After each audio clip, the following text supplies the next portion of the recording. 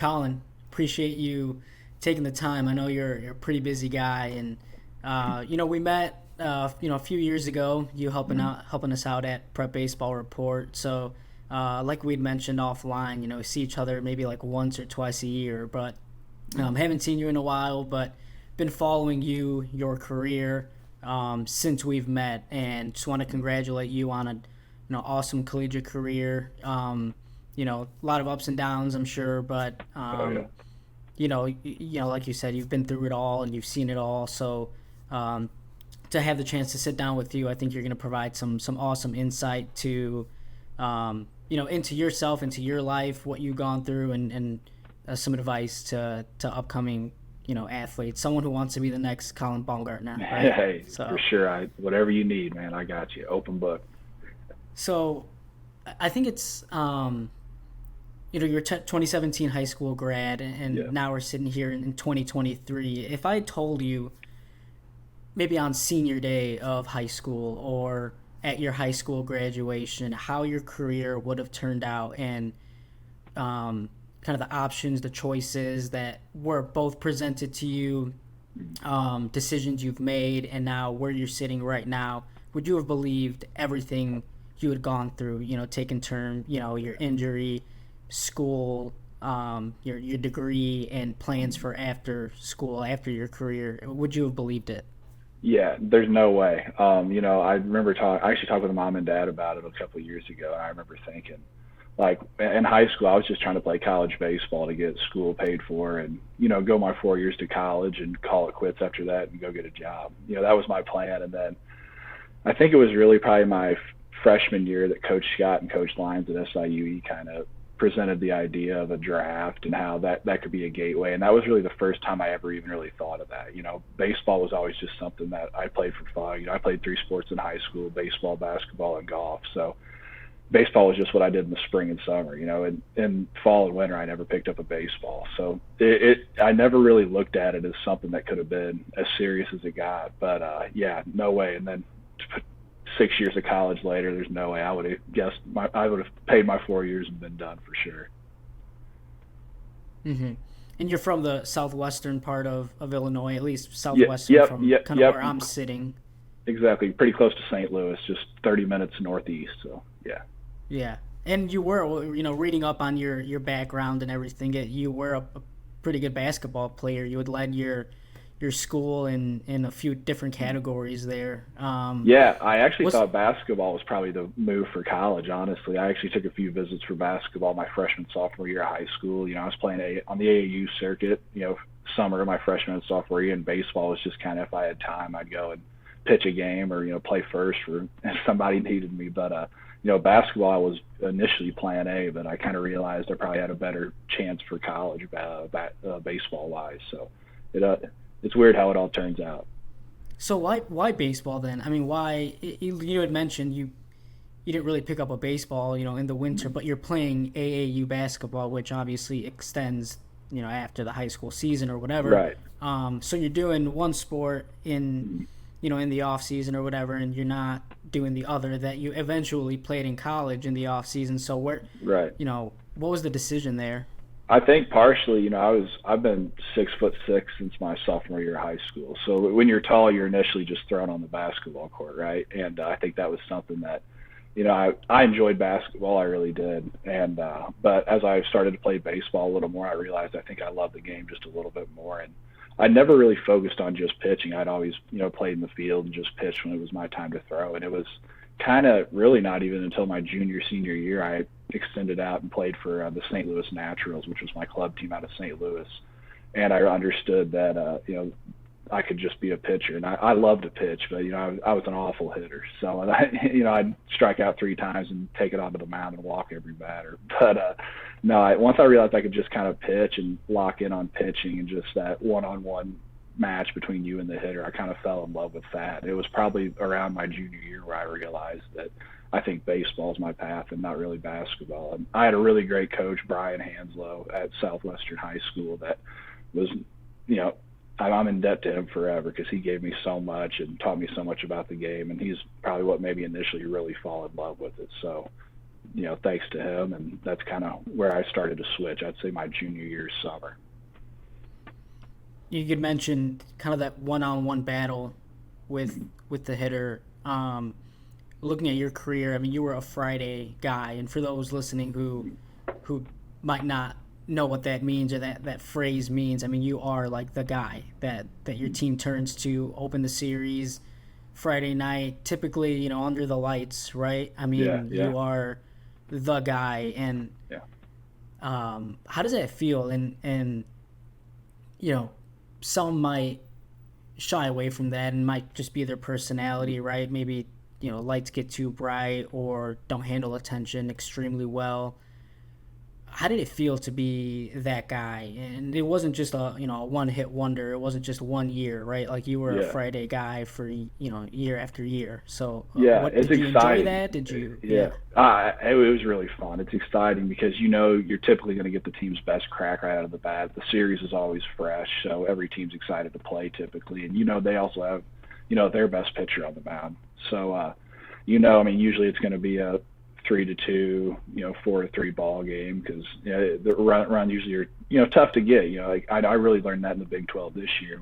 Yeah, you see a lot of really good Friday night pitchers where if you give up 4 runs in your start, you kind of think, crap, I might have just lost this game, because they're usually throwing a really good guy as well. But it's exciting, and it can be nerve wracking. I know, especially late my freshman year and sophomore year at SIUE, I definitely let it eat me sometimes, but it's exciting, and I think it's easier to just kind of say it's another game and just attack it that way. My job is to give my team 6 plus innings and as little runs as we can, and try to get them deep because you go 1 and 2 innings in the Friday night game, your bullpen's in trouble the rest of the weekend. So you really got to set your team up for a great weekend by giving them a good start on that Friday night.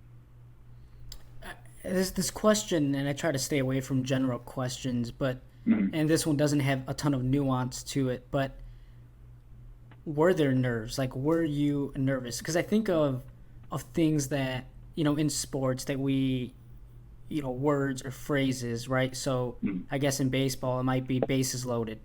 I think your mentality just kind of changes as a hitter, right? Okay, now I need to drive guys in. I need to produce. I need to find a hole somewhere. Friday night, you might, there's certain words in sports that when you throw them out, things change. Yeah. So were there nerves when maybe when every you were game. presented? Yeah. Every game, and it's tough because I see myself, especially that last year. I'm 23 years old, and I've got 18-year-olds that are in the lineup or in the bullpen following me up, and I'm like, how can I be nervous when they're nervous? But I still am. I've seen that would have been my 6th year of college baseball, and I still have nerves. So I think it's complete. It's everybody will tell you they have nerves of some sort. Like me, it's super hard for me to eat on Fridays every week. We could have a game at 6:00 that night, and I'm struggling to get Starbucks down in the morning. It's just, but it's a good nerve. It shows you care and it shows you're competitive. And we actually had a mental coach named Travis Wyckoff at Kansas, and he was great. I wish I would have got in touch with him my senior year of high school because he actually taught me the idea to surrender the outcome. And he pulled a quote, and it talked about how it was a man in battle or an ancient warrior or something. That's always the person you're scared to fight against, the person who isn't afraid to die because they've got they feel like they have nothing to lose. They're just constantly going at you, and you're scared to fight them because you're scared to die, but they're not. So and kind of that idea of surrendering the outcome is what I translated to pitching on Fridays. I thought if I can take care of the weight room, the classroom stuff, the bullpen, the long toss, all that to 100%, the full extent of my ability, then I kind of looked at Friday as just my payday. That's what I worked so hard for all week. And if I go out and, have a rough start, then I can just obviously you want to sit and analyze and say, what can I do better? Where were I leaving some of these pitches? But you got to move on to the next week and look back and say, look, I gave it my all in every aspect of the week, and it just didn't work out that week. It's going to happen. And, you have a Friday night start of regular season, you're going to have 14 starts. So there's a really good chance one or more of those isn't going to go the way you wanted to. And you just got to accept that. And that's what I just looked back and said, yeah, I gave it my all this week, and go watch some film and realize I need to go back, and maybe the slider was a little more off the plate, or fastballs were catching too much of the plate, or I was tipping something. But other than that, I'm not going to get beat up about it. Saturday morning, I'm going to show up and be a great teammate in the dugout. And by doing that and knowing that going in every week, I pitch with a lot of freedom, I feel like. You had mentioned, and I think I have a general idea of how much SIUE means to you, whether it's coaching, whether it's teammates. Our guy Steven. Yeah. So, that's something I did read of too. Is you had originally you were content at first with, if I can just get some school paid for, you know what I mean? And it turned out to be much more than that. What was it about SIUE that meant so much to you? And whether it's coaching again, teammates, something that propelled you into not only playing college baseball, but then the draft chatter, or pro ball, stuff like that. I mean, that had to have been where you probably grew the most personally and athletically, right? 100%. I would have never went and transferred to I had no Power 5 looks out of high school, nothing like that. And to be honest, I don't know if I would have taken it. I was so set on being close to home. I was a major homebody coming out of high school, and Edwardsville's just 25 minutes down the road from me, and it was perfect because if I wanted to go home on Tuesday night because mom was making chicken and noodles, I could do it. And that safety net kind of really allowed me to make the jump over to SIUE, and I call it a jump. It wasn't really one, but that's what made me feel comfortable for college baseball. I wasn't comfortable going super far away from home. I'm super close with my family, and I didn't really want to just leave them behind. And so that was it's. I would have never guessed though. I made that decision strictly so I could stay close to home. But you mentioned Steven, one of my best friends. Lived with him my whole time at SIUE, and just so many guys that you form relationships with, and then obviously Coach Lyons and Coach Scott, and a few assistant coaches that come in and out of there. It's such a great place to be. And like I said, I made the decision because it was close to home, but all in all, it was really the right decision for me just because of the people alone. And I was, extremely comfortable in that environment and felt like I could be myself, and really, felt super comfortable competing there as well. So it means so much to me. I'll always cherish my time that I had at SIUE for sure. In 2020, I believe you suffered an injury. 2021. Take me through that. 2021. Yeah. Take me through that timeline. Where was it in relative to the season? And it's Tommy John surgery. It's the words that we hear so often now. That probably the biggest pivotal moment in your athletic career, and if so, I heard you say something. I was again doing the research on you. It humbled you. Yeah. How? Yeah. So leading up to that injury, I'd really had nothing besides a rolled ankle in basketball. I'd never dealt with any injury, and I honestly consider myself really lucky to even make it that far. I'm 21 years old at that point, and I'd never really suffered a serious injury playing sports my whole life. So I was honestly surprised I made it that far. But for me, leading up to that injury, so it would have been late January of 2021, and the season starts middle of February, so we were about 3 weeks out of the season, and I think I was throwing 2 or 3 innings, just build up starts every week, going into the season, and everything felt great. It was crazy. My velocity was great. Off speed felt really sharp. I think a lot of people will tell you right before they get hurt, they feel really good that day.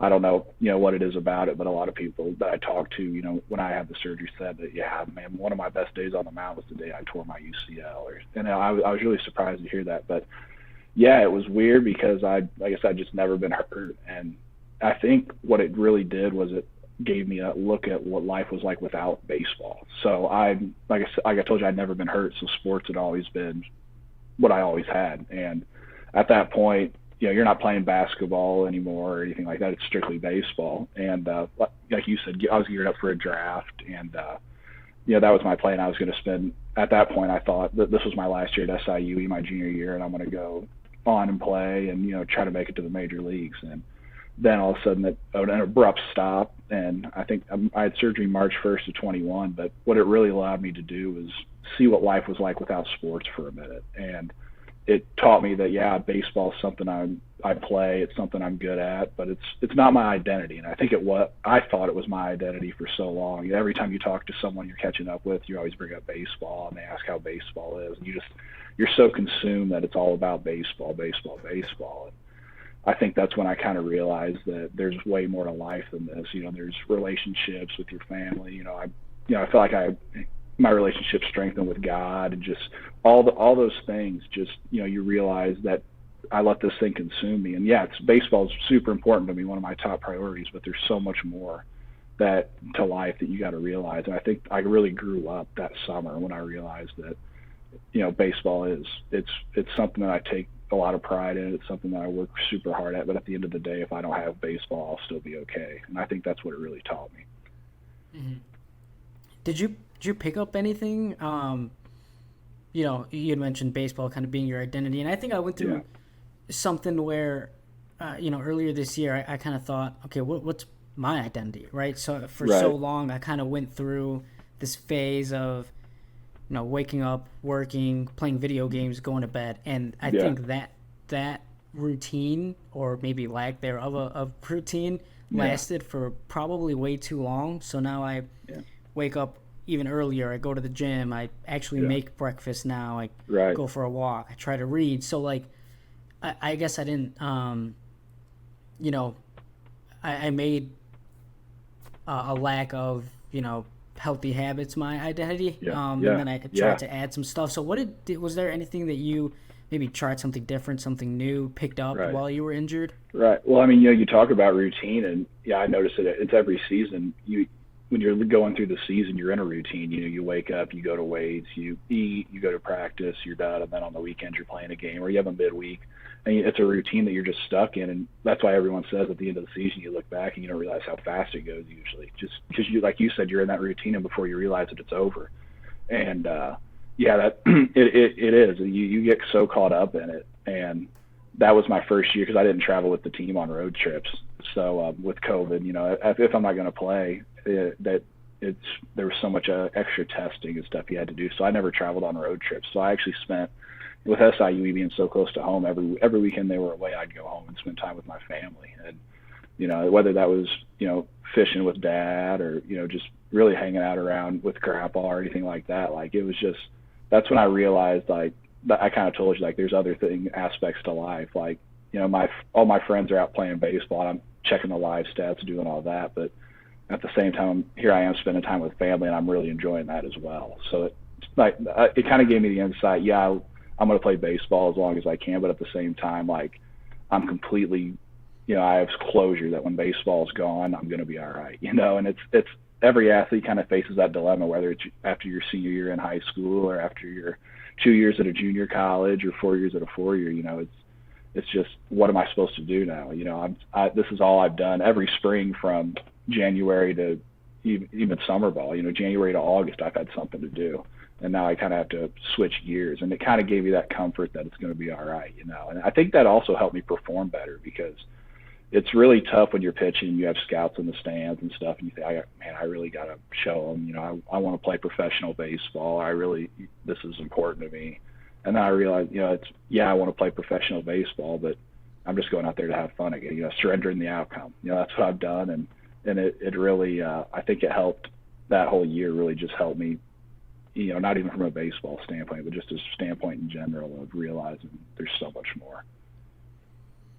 How tough is that to kind of surrender that outcome, or surrender, with the injury? A lot of people right now are going through something similar. I mean, what would you tell them, for someone who is kind of, because, you being a couple years removed, someone could say, all right, Collin, easy for you to say, right? You're not going through it right now, but Right. What would you tell someone who is maybe that was what would you tell even yourself a couple years ago? Yeah, I mean, I 100% asked why me a million times. I was like, this is, I was the draft was put off because of COVID in 2020 to only 5 rounds, and so that was a little too short for me to get picked. So I thought, oh man, but now 2021's my year, right? And then 2021 comes around and I have Tommy John, and I'm like, this is unbelievable. Like, this is 2 years in a row where something just, crazy is going to happen. A 100-year pandemic and then a arm surgery that every pitcher in the world dreads. And 100% I asked why me. And it's really tough if you're just going through the surgery or if it's, you haven't even been hurt yet. And it's tough to really see the outcome. It's kind of like, my dad always says, you never understand how much a parent loves their kids until you have a child, right? Like, I feel like it's kind of like that for me. Like, I would have never understood, like, the happiness I have post all this, because I understand, like, how much there is to life, and how important it all is. And there's different aspects besides just baseball. And that's what that really opened to me. And baseball, I'm a diehard. I love it.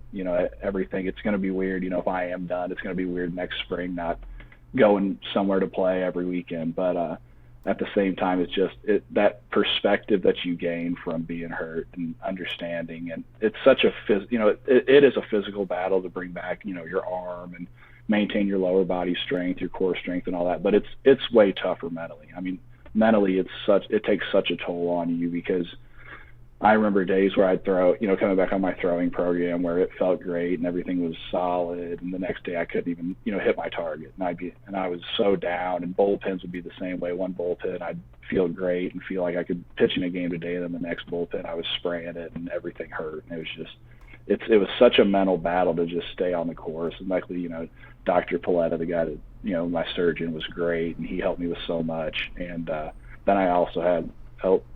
A lot of great teammates that have been through it, and a coach that had been through it. And I knew it was going to be a battle ahead, but I never knew it would be that tough. But it is. I mean, there's going to be so many days where you question if you're going to be all right or if something's wrong again. But it's just, battling through and knowing that the light is at the end of the tunnel. It probably took me 10 months post-surgery to kind of start to see the progress. But it takes some time. But just buying in every day and knowing that there's other people that have been through it. I think it's so important to reach out to people who have been through it, because they know exactly how to do it. I remember with the death of my grandfather, that was a really tough time for me as well. And but I realized that was post after my surgery, and I realized, hey, a few of my teammates, they just dealt with the same thing. How did they get through it? Oh, they were they just were super close with our teammates, and they spent time stayed occupied, things like that. It's just being able to talk to people who have been through it is such a valuable resource. So I think that's my biggest recommendation is, find someone else that's been through it that you look up to and really value their opinion, and just talk with them about it. Mm-hmm. No, I think that's so important that you said that, because I think that's part of the reason why I wanted to start something like this, is because I think so many times, athletes might feel that they might be the only ones that have maybe ever gone through something, whether it's, physically, mentally, emotionally. But, in doing this, it's like, no, there's an army of people, there's an army. And 100%. You'd mentioned family. How, it might be a silly question, how important family is to you, but, where were they in terms of support, injury, during, and also your upbringing too, right? I mean, you had mentioned you didn't really want to go far away from home. How instrumental has your family been in pretty much your whole life? Oh, it's the main part. And they've been super supportive, whatever my decision was. If I didn't want to play any sports in high school, it would have been, okay, that's fine, we want you to be happy, but the best part about them is, no matter what I pick to do, I know they're going to support me and they're going to push me to be the best. If I would have picked basketball in college, when I'm home for break, my mom would have been like, hey, you haven't shot around in the driveway at all over break. You better get out there. They're going to push you. And, they're so supportive, and that they understand, like, once I've bought in, they understand that, that they're my support system and they push me, and I'm so thankful for them. And I actually was thankful around the surgery because I only had a partially torn UCL, so it wasn't full. So I had a few options. So I could have gotten, obviously the full Tommy John, which is what I went with.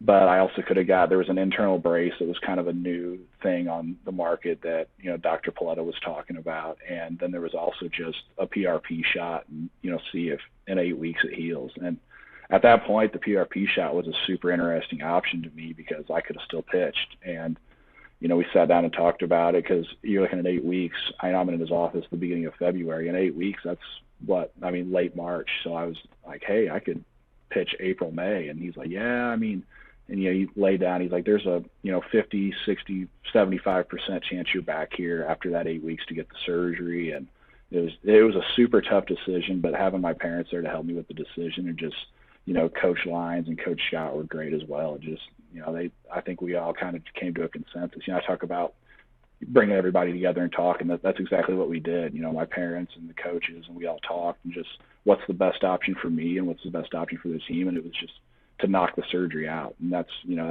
so that support, if I had none of those people, I have no clue what to say. I probably would have got the PRP shot and my arm would have hurt the rest of my life, or, it's so tough but that support system, that's just one example, of how great it is to, surround yourself with great people. And, that's just one of an infinity amount of things that my parents have been great about and, forever. So I'm so thankful for all that. Mm-hmm. So you had conversations with teams. Where when was this? Was this this was after you'd recovered? You're talking the professional teams? Yeah. Yeah, so I would say I've talked to all 30 teams. It would have been the fall of my junior year, so the fall of 2019. So gotcha. The 2020 season's coming on, and that's your draft eligible year. I think that's common for a lot of people to start talking to scouts a lot then. And I was meeting with a bunch in coach's office or filling out questionnaires and stuff, and that was when once I realized I'd talked to all 30 teams. That was kind of my where I switched gears and realized, okay, I think baseball is probably going to be a plan here for a while. And, obviously the next 2 years were some of the most unpredictable years for anybody, just not just me. And that's another thing that was, for me, I'm sitting here asking why me for the Tommy John, but at the same time, I'm realizing, we got a pandemic going on where people are losing loved ones. And I'm like, that's a little surgery on your elbow is nothing compared to what some people are going through. People are losing their houses and losing jobs because of the pandemic. And here I am complaining because I got, 2 parents and a sister that love me to death and a great, teammates and coaching staff. And I'm complaining just because my elbow's messed up. And that was another perspective that kind of changed on me. But, I talked to him, leading into the COVID year, and then the draft obviously got shortened to 5 rounds. So that was kind of a bummer because, as much as I try not to look at stats and stuff, the mock drafts were out, and I was slotted anywhere from like a 7th to 8th rounder. So that was I was like, all right. So, looking at day 2, or I already remember what it was then when the draft was 40 rounds. But, I was kind of expecting that time and looking at the slot values and stuff. And then all of a sudden it's 5 rounds and the slot values are all messed up, and you have people in your ear telling you, I wouldn't just wait till next year when everything's right again. And, who would have thought that, we're still seeing effects of COVID, but at the same time, it's just next year was better. I was only getting stronger. I felt like my velocity continued to climb, and I was like, just continue to, get stronger and be a better pitcher, develop off speed. That was something I really needed to work on, and I can, come out and really improve my stock. And then obviously, I was talking to a bunch in the fall as well after COVID, but the scouting was weird. I don't think they could really scout much until the season, but, a lot of videos were being sent out, stuff like that. And then, obviously the season comes and then the surgery hits, and you still talk to a few, but obviously no team that is about to try to give you money wants to hear the words Tommy John, because they all know. And the surgery's gotten so much better with, the success rate. It used to be a death wish before they, really, have become as advanced as they have. Now it's just kind of, you have to sit out 12 to 14 months really. So, but obviously that's 12 to 14, crucial months when you're 21, 22 years old, because that's the year, I'm starting to see those effects being older now that, they really want you in the system as early as possible. So, yeah. I had read an article that there was maybe some numbers, thrown around, and I thought it was, would you sign for this, or would you sign for that, but Yeah. I thought it was funny. You had had to consult, with your parents pretty much, every decision. Yeah. I think, I kind of related because I think any financial decision that I make, my Oh, mom yeah. needs to be around, because if Yeah. not, it's either going to be a poor decision or it won't be as well thought out. Exactly. Exactly. And yeah, like you said, I mean, there's times I think I would tell people when that draft came around in the COVID year and the money wasn't what it was. Looking back, obviously, I probably would have taken that offer now. But at the time, I would have probably signed for anything. They just took, they paid for the plane ticket out there. I probably would have been out there. It's really good to sit down. Until like a few years ago, I don't even think I realized taxes were a thing. I was sitting there, teams offer you $100,000. I'm like, oh, that's $100,000. I'll buy a Hellcat with that 70,000, then I'll still have 30 to run with, and then you sit with your parents, you're like, no, you realize you're probably going home with, 55, 60,000 of that. I'm like, oh, I didn't even, and then you realize, how important it is to, understand stuff like that. And I really had no clue about how, taxes worked or anything like that, or, how expensive rent could be. Like, I really had no clue any of that. Like you said, your parents just, you just kind of consult with them. And, if I didn't have them by my side, really, like I said, I would have signed for whatever and probably, been broke and who knows what I would have been doing right now. So, yeah, like you said, just you always seem to go back to them for every question you have. How difficult is that though? Because I think a lot of being in my seat right now, working with around a lot of 14 to 18-year-old baseball players, they would say, yeah, I would jump at that opportunity. I would jump at, like you said, if they're paying for the plane ticket out, like, let's do it. Right. Plane ticket Right. in a meal, and let's go. But what what goes into that process? It's, Yeah. I guess, one, it's what you're taking home, but two, it's what's still in front of you, what you have to accomplish, what the unfinished business on the mound with your team, like, Right. what all goes into that decision that the outsider looking in might not understand. Yeah, I think for me, hindsight's always 20/20, so it's really easy for someone to look at me and say I got greedy and I should have just accepted what I could have, and looking back, but it's so tough because obviously you can't look into the future.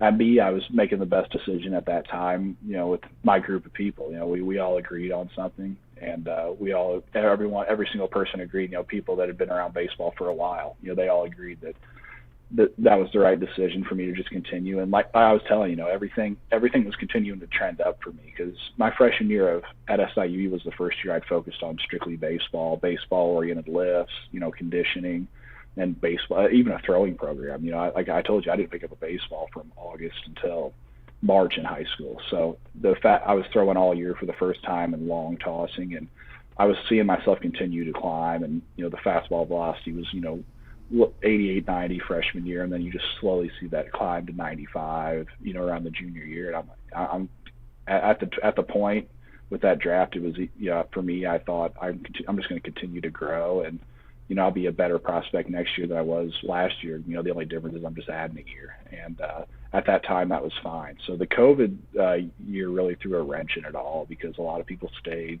Some people signed that you wouldn't think would sign. So, as a young guy now, I think it's still, the decision doesn't really change. I think you just keep your same group of people, your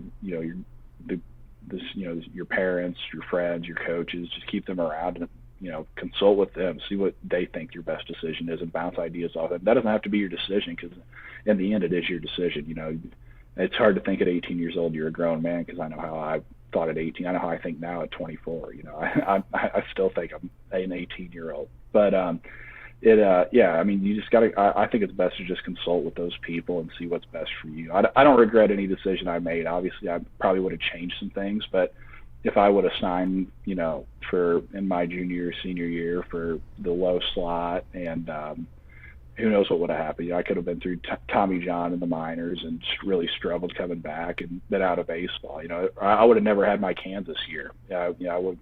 The friends I made at Kansas and the experiences I had at Kansas were second to none, and I'm so thankful I got to spend my last year of baseball there. And it's just, to think that would have never happened. There's people I talk to every day from Kansas now, and just the idea that would have never happened is so crazy to me because I enjoyed the year so much, and it's going to be one of my best memories from my life. So it's just, like I said, I would have probably done maybe a few things different with the draft, but at the same time, I don't regret any decision because I'm super happy with how it all played out.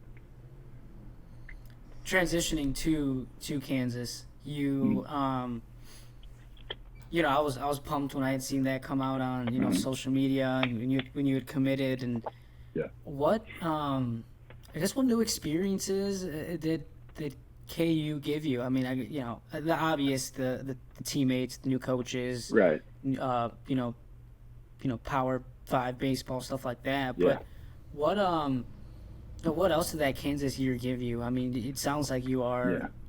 gonna remember that year for the rest of your life. Yeah. What truly amazed me were the resources, and I can probably thank Bill Self for all those resources because it's obviously a huge basketball school, but it was amazing just to me like how there's really somebody for everything. And if I have a problem with my cleats, we have a manager on the team. I'll run up and get you a new pair right now. I'll be right back. And or I can't walk. This class isn't working for me. What's going on? Oh, the academic advisor has I can't think of the word, a tutor to help you with. She's been through that class. She took the class 2 years ago. Here's what you're doing wrong. It's just there. I mean, there is somebody for everybody, and whatever you need, you wouldn't even think there'd be people for such things. But the resources that Kansas provided me were unbelievable. And it's just, it really helped me kind of just, I feel like, develop even more as a pitcher because that was the first year I really was able to use TrackMan. And, I feel like even the Big 12, every field you throw on has TrackMan now. So it was so cool. Monday morning when we'd get back from, wherever we played, I'd have a TrackMan report sitting in my locker. And I can see, what was good, what was not. And, I told you about surrendering the outcome, but this is the part I'm telling you about where you also got to see what's going on. And, I could have thought, man, my slider was bad. Let's see. Yeah, they were, the whiff rate was 0%. The hard hit rate was 60%. Oh, look, every single one of them was right down the middle. Or I was throwing it a little softer and it was popping up out of the hand, judging by the vertical break, horizontal break on it. So it's just the resources that they had provided were crazy. And that's just something that I think I'll always remember and how it really helped me grow, not only as a player, but just as a person with the networking and the relationships I've built with just so many people in just 1 year. I would have never guessed. You're the more seasoned guy coming in, one of the more seasoned guys coming onto that team. I mean, did guys kind of maybe look up to you, ask you for, hey, I guess maybe an advice, or did you kind of just assume that role, take on that role of being the guy with a good amount of experience and really coaching up some of the younger guys? Or how did you kind of assume that role? Yeah. So it's tough. I was, the oldest guy. There was no other, sixth-year seniors on that squad. And it was tough because it was also my first year at Kansas. So it's really hard, to come into a place like that and just all of a sudden try to be a verbal leader and, really go about, getting into guys and stuff because you'll immediately get turned away and no one will respect you. So I knew going in that it was going to be a little tough, especially with the coaching change. Anytime there's a coaching change, it almost feels – there's definitely some division, I feel like, between the players from the old coaching staff to the new coaching staff. Whether you want to admit it or not, there's just in the back of everyone's minds, I feel like that's there. So I knew coming in it was probably going to be a little bit of a divided team. And in the beginning, it kind of was, but, man, we really got close. But, I just tried.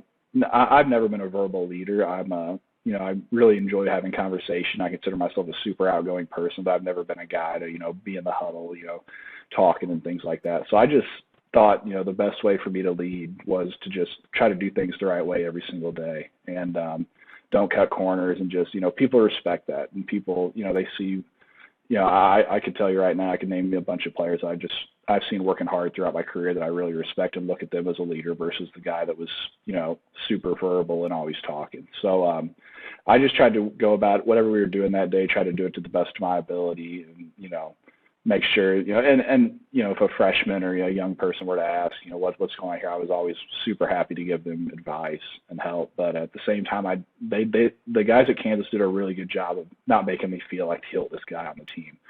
They were super accepted, to everybody, and I really felt comfortable. And like I told you, I felt like that 18-year-old, like I always do. That I just felt like another guy on the team. I forgot all the time that I was the oldest guy, and never really felt like the oldest guy, to be honest. I just felt like another guy on the team, and just tried to do things the right way and go about it that way. And if anyone needed help, I'd give them help. But at the same time, just tried to mind my own business for the most part.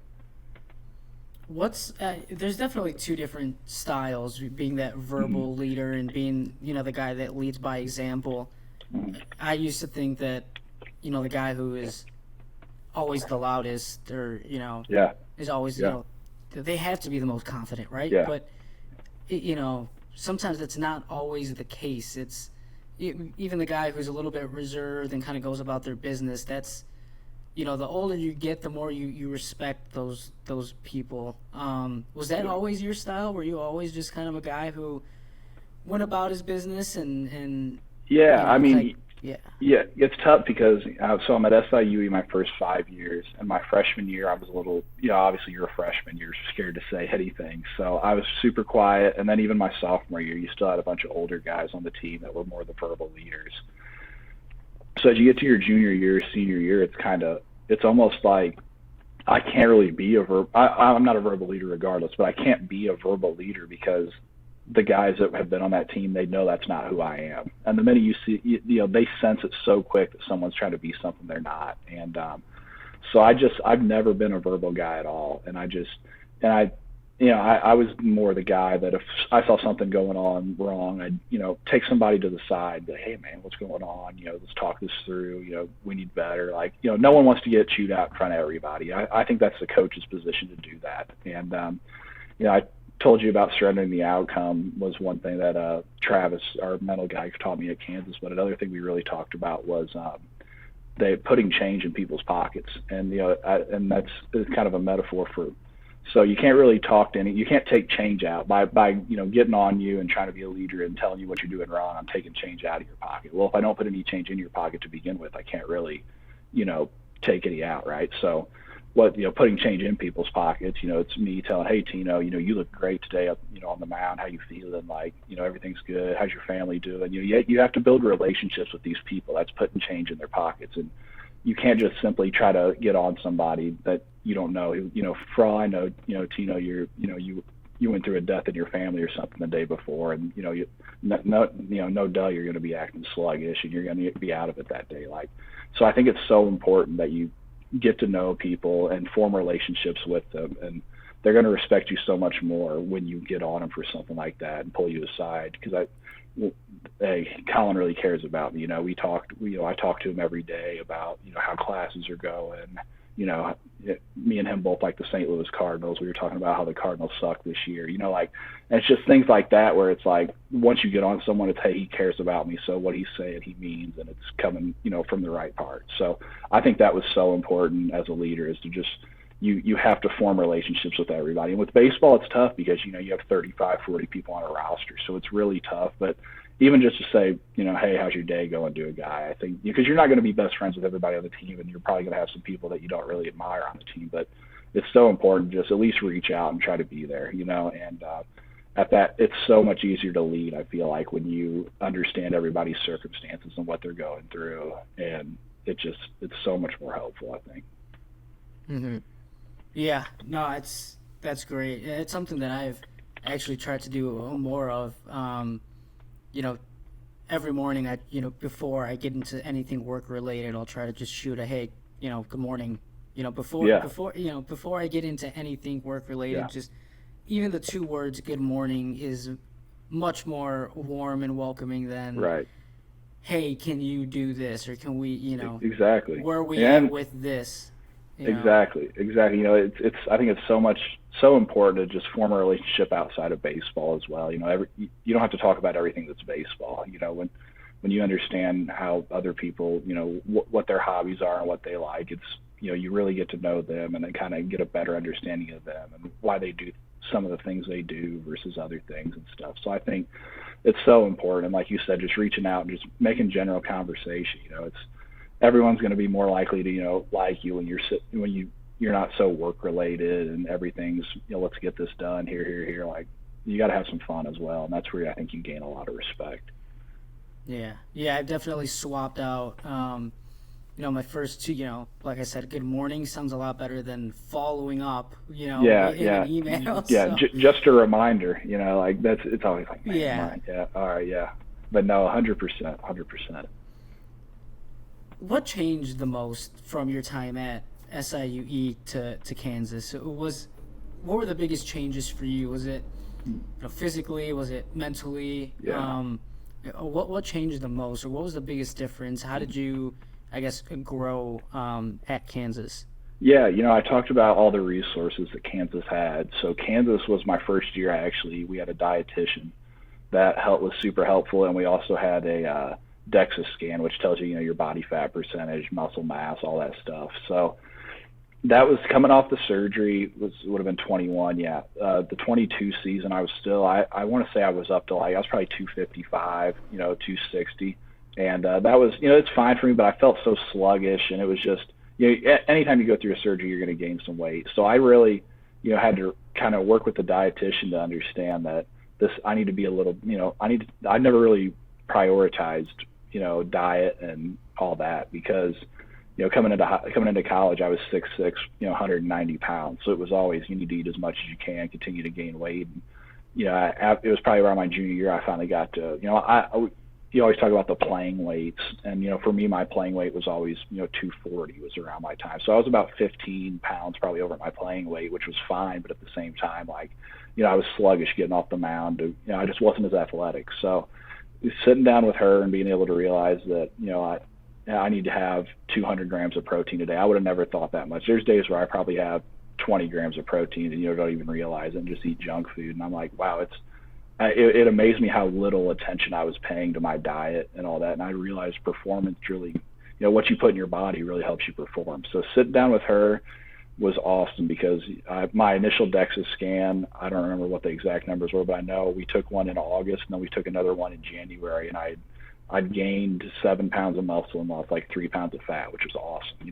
I could feel it, just looking in the mirror in the morning and just how I felt, running sprints in the weight room and lifting. I'd gotten stronger and I felt great. It was just, that was, one of the resources that really helped me in a difference that I really needed to make. And, I think it really helped me stamina wise, on the mound. I don't, it wasn't like I saw a huge velo jump. I'm kind of past that point in my career, I feel like, to, see a 5 mile an hour gain from doing that. But, I was throwing harder for longer. So, instead of being, 94, 95 in the first inning, then dropping down to 90, 92, I was seeing a couple 94s in the third inning still, or fourth inning. And it was just, those things, you realize how important it is and how, diet and, your conditioning really plays a role in that. So that was a one really big difference in Kansas. And the other part was just, I figured going into Kansas that, when you think Kansas, you automatically think basketball, and whoever doesn't tell you that's lying to you, and rightfully so. They're great every year. I think they haven't missed the tournament since 1988 or something crazy. And, that's a true blue blood. And, it's just, I was so set that it's going to be all basketball, like, baseball's a second fiddle, whatever. And I really realized that Lawrence itself loves anything that's Kansas. So I was so amazed. I remember going to a football game one of my first few weeks on campus, and Kansas is now known as a football school. And this year they kind of put themselves on the map, starting out 5-0. But even they were 1-0, and I remember going to a game, and I couldn't believe how many people were at the Kansas football game. And I didn't even know Kansas had a football team, until a few years ago. Like I just, all you see is basketball, and I couldn't believe just the support that they gave. And I'll never forget on my visit when, I was walking around with Coach Scott, and that was one of his first few weeks on campus. And we were walking down Massachusetts Street, kind of the main drag there in Lawrence, and he was in his Kansas gear, and Coach Hancock was in his Kansas gear too, and a woman stopped him. They're like, "Oh, are you guys? What do you do for Kansas?" And they're like, "We're the new baseball coach." And like, "Oh, we're so happy you and Coach Fitzgerald are here. Like, we're so excited for what you guys are going to bring to this season. Who's this? Oh, this is a recruit. He's a pitcher. Oh, we're so excited. We lost a lot of pitchers last year. We need new pitchers." And I could not believe like how locked in she was on the baseball team. Like, she's telling me exactly what Coach Shout was telling me about what the baseball team needs, and everything that's been going on. And I was like, that's unbelievable. Like, it's crazy how much support that the people of Lawrence have for Kansas. And that's what makes Kansas different. I mean, it's a lot of people tell you Kansas itself's kind of boring, but it's just the people there make Kansas such a special place. And that's one thing I noticed right off the bat. Mm-hmm. That's a great recruiting pitch for Kansas. Yeah. I don't know. They could have paid her to come up and say that. I don't know. Coach Scott's a great recruiter, so you never know. He could be slick like that, but it sold me pretty quick. Yeah. Well, if I also have anyone considering KU, I'm sending them to you. It sounds like you know how to promote the school. 100% recommend it. Yeah. You said earlier you don't regret anything. Any decision that you had made, at the time you felt like any decision you had made, whether it was, baseball related, health related, education related, going from, selecting Kansas over probably, a number of schools. But where does that come from, not having any regrets? I mean, is that a level of, it sounds like there's some maturity there. Is that just trusting yourself, trusting faith? Where does that come from? Yeah, I mean, faith's a big part of it. I mean, I think it's tough. It's tough to really just look back and realize that but you just try to make the best decisions you can with the information you're given. And for me, it was after I turned down the draft that COVID year. The initial thing after I got hurt was unbelievable. Why would I have not taken that offer? What am I doing? And I just, I really realized, man, it's like I could have never predicted the future, and it's something you just have to make your best decisions. You talk about surrendering. Surrendering the outcome comes up again. Like, I'm just going to make the best decision with the information I have at the given time. And if it's in the future, if I look back and realize it's not the right decision, that's okay. It's like I made the best decision I thought at the time. And that's also why I, really like, you go back to consulting with your parents and talking with them about it. You have praying about it too. I mean, that's a big thing, but it's just if I make decisions solely on my own, I can't tell you how many times I've made a decision and I'll get a call from my mom saying, what were you thinking? So I think it's, when you bounce ideas off of them, it's really easy. Like when I didn't decide to go to the draft, it was, you can sit down with them and they'll be like, man, that's tough. Maybe we made the wrong decision there. But at the same time, I knew you make the decision with the people that matter to you the most. And, I'm going to be fine no matter what. If it's not baseball, then it's fine. But, it's just making that decision. I can sleep at night knowing I made the right decision at the given time. And I think it took me a while to understand that, it's so easy to look back. Every single person in the world can look back and think immediately of something they wish they would have done different. And I'm not saying I don't have anything I wish I would have done different, but at the same time, it's hard to get stuck on that. It's so hard to move forward when you're constantly looking back. So I've come to the conclusion that, just try to make the best decision you can at the given time and move on from there. In terms of looking forward, what's next for you? I mean, what do you, I guess, there's a lot of things that I think we plan and almost never goes out turns out the way we had originally thought. But as of, right now on, where we're sitting right now, early July, what's the near future at least look like for? So it's hard, obviously next week or not even a week from now, you obviously have the draft coming up, and this has been my least favorite time of the year the last 3 years now, because I've hated it, because at this time of the year I've literally never known what my path was going to be. The uncertainty. Every year it could be whether it was I'm going to be back at Edwardsville a year with my friends, or I'm going to be at Arizona or Florida in a spring training complex, or a low A, or or I'm going to transfer to Kansas. That's new, but the draft's also an opportunity. Like, and this time of the year it's so weird. But I know for certain,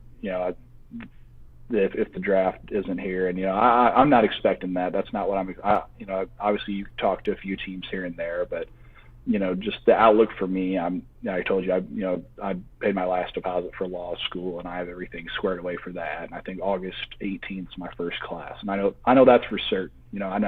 I know, law school's accepted me, so I know I'm there no matter what. So I think I'm just kind of expecting that. I'm expecting to get ready to go for that. And, I'll be back. It's good to be back home. Kansas was really my first year where I was completely gone from home. I wasn't home from New Year's, the day after New Year's, until the 1st of June. So that's what, 5-6 months. That's the longest I've ever been away from home. So that was it was super new to me, and it's really good to be back home, but it was also really well.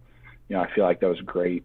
I really grew as a person, and it was so good to see my parents every weekend, to be able to really cherish that time with them. That's something I'm always going to look back at and be those weekends in Kansas, or whether we were on the road. It was just so great to spend those weekends with them. But yeah, I think looking forward, it's just I'm gearing up for law school, and if a team surprises me and takes me, then let's roll with it. Just play until they tell me to stop. That's really what I'm doing. But yeah, I'm gearing up. I'm still working out, and I'm throwing a bullpen tomorrow. But at the same time, it could be my last bullpen ever. Tomorrow. So if it is, then great. You talk about the closure, and if baseball is over, I can look back and say my last ever start, we beat Texas at Globe Life Field, and we were the 8 seed coming in, and they were the 1 seed, and they took the series against us early in the year, and I don't think anybody was expecting us to win. And Texas, obviously, was it the super regional they lost into Stanford, or the regional that with the drop fly ball that was lost in the lights? Like, they should have been a College World Series team, super great team, and a lot of respect for them. And we walked into Globe Life Field in Texas and beat them, and that was just if that's my last start ever, I'm super happy, because that was the high I experienced after that game, was just with your teammates and your family, and just that feeling was super special. So if that's my last baseball memory, I'm super good with it. Man, that's well said. Well said. And with one question, what makes your story unique, but also relatable, achievable for anyone who wants to be the next Collin Baumgartner? And I ask that question because, a lot of people probably hear that question and think, okay, my path, my road, isn't so unique, right? But, yeah, you look at it, and it is, right?